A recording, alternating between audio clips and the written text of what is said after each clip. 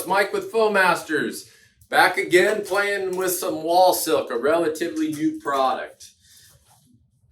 In the last video, I put some WallSilk over a glazed board, much like this one here. Base coat, neutral white set coat, and then I have a dark brown and Van Dyke brown FauxCreme glaze over it.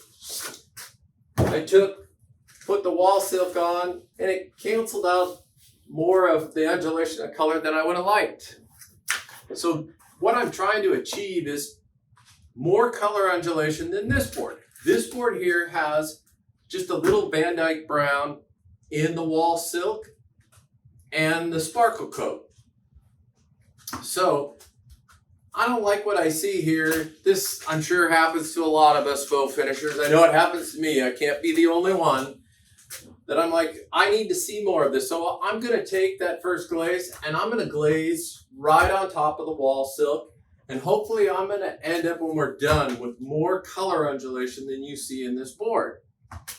So let me get out my glaze that I saved, which is FauxCreme Clear, Van Dyke Brown. And that's all I have on this. So I'm applying the glaze.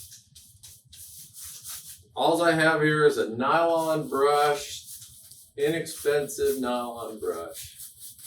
You can tell I don't have a huge color saturation of pigment on here. There's very little pigment in here, but just enough to get it to undulate. I don't have to cover 100%. All right, so I've pushed it on there. I have a wet terry towel.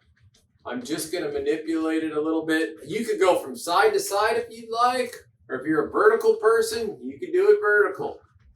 What I wouldn't do is go like this, because after you're all done and you've taken your hand and gone crazy, when you walk into the room, subconsciously, you just see this crazy pattern. I tend to like to either draw my eye side to side or vertical.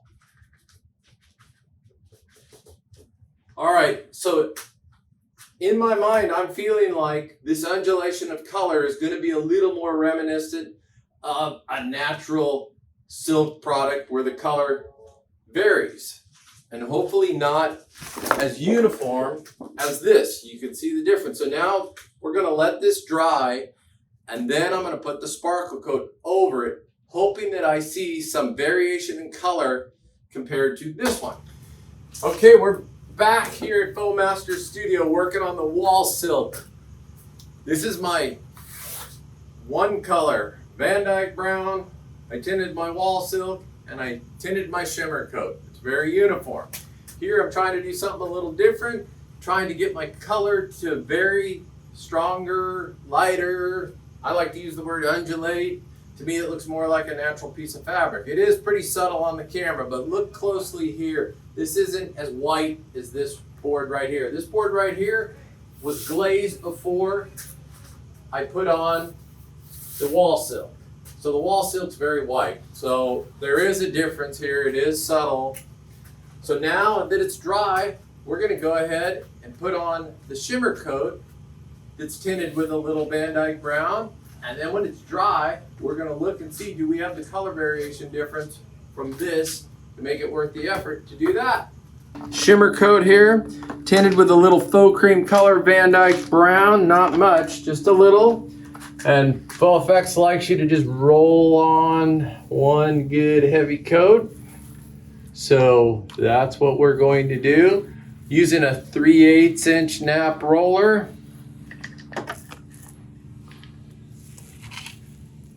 And so right now when it's wet, let me have a look at it with my sample that I'm hoping I have a little more variation. Not much while it's wet. Let's see what happens when it's dry. We'll be back. Recapping. We have WallSilk that's been glazed with FauxCreme Color dark brown. So you can see, again, it's not as white as just the straight WallSilk. The hidden side of the board, I have colored my sparkle coat or ShimmerCoat.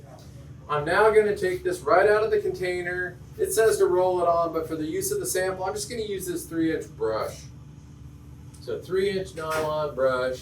They want a nice heavy coat, so I'm going to just brush it with the direction of the WallSilk.